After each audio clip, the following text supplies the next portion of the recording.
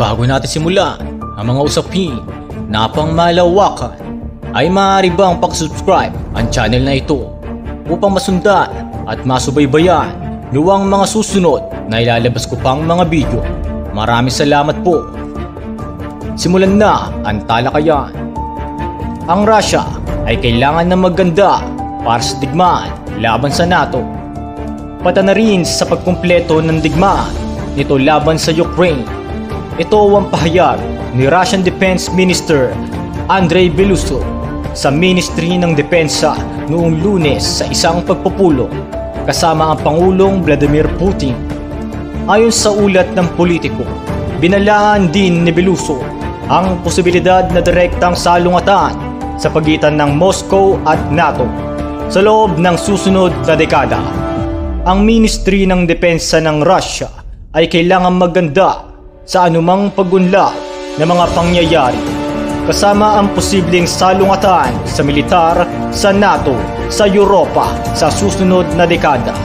Ayon kay Belosov, ang mga pahayag ni Belosov ministry ni Putin ay nagmula sa panawagan ni US President-elect Donald Trump para sa agarang pagtatapos ng pakikipaglaban. Tinatangka natin na mapigilan ng digmaan ang napakasama at napakasuklam na digmaan sa pagitan ng Ukraine at Russia. Magkakaroon ng kaunting pagunlad. Mahirap ito, masama ito, ayon kay Trump. Ang ministro ng depensa ng Russia ay nagbabala sa NATO na huwag magbigay ng suporta militar sa Ukraine at mag-deploy ng mga tropa malapit sa mga hangganan ng Russia. Sinabi ni Belosov na ang bansa ay kailangan maganda para sa isang buong digmaan laban sa NATO. Ayon sa ulat ni Politico, sinabi ni Belosov na ang Russia ang nagumpisa sa labanan at naglalayong mapasailalim ang mga rehiyon ng Luhansk, Zaporizhia, Kherson at Donetsk ng Ukraine sa susunod na taon. Ipinahayam din niya na ang mga tropa ng Ukraine ay napapagod na at ang hukbong Ruso ay mabilis na umunlad sa lahat ng front. Ang Russia ay nakapag-recruit ng mahigit sa 427,000 na mga tropa ngayong taon na may katamtamang bilang na 1,200 kada araw. Ito ay isang malaking yakbang sa pagpapalakas ng kanilang militar, lalo sa gitna ng pagpapatuloy ng teksyon sa pagitan ng Ukraine at Russia. Nagpapatunay ang mga desisyong ginawa sa summit ng North Atlantic Alliance noong Hulyo ng taong ito. Sa katunayan na ito, nakarehistro rin ito sa mga dokumentong doktrinal ng US at iba pang mga bansa, miyembro ng NATO, ayon sa ministro.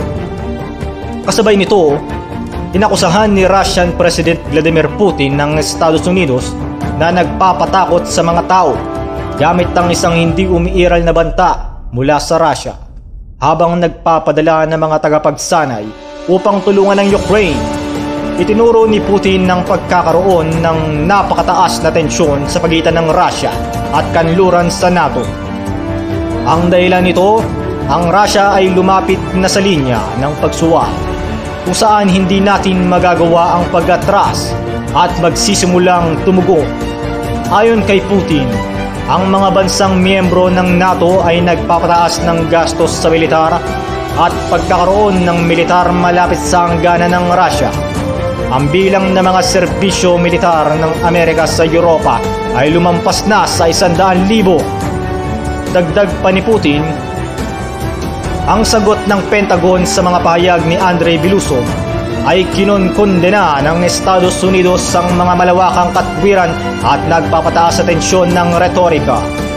Ang Newsweek ay nagpapadala ng komento sa alyansa. Nakakabala ang sitwasyon dahil matagal nang inakusahan ni Putin ang NATO sa paglusob sa mga hangganan ng Russia. Lalo pang tumindi ang tensyon matapos sumali ang Finland at Sweden sa NATO na nagdulot ng paglaki ng alyansa sa 32 kasapi.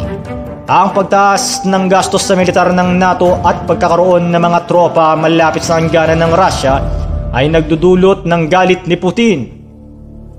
Mga dahilan ng pagdaas ng tensyon: pagkakasali ng Finland at Sweden sa NATO, pagtaas ng gastos sa militar ng NATO, pagkakaroon ng mga tropa ng NATO malapit sa hangganan ng Russia, pag-aasuka ni Putin sa NATO, nagpapataas ng tensyon.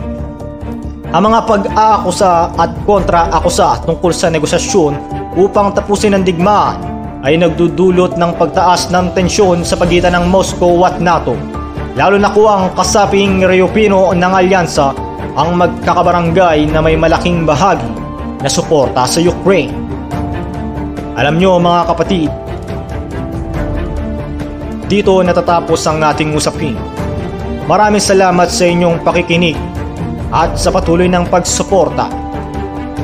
Kung gusto mong makarinig ng mga ganitong usapin, may init na mga balita, ay maaari bang pag-subscribe ang channel na ito. Maraming salamat po.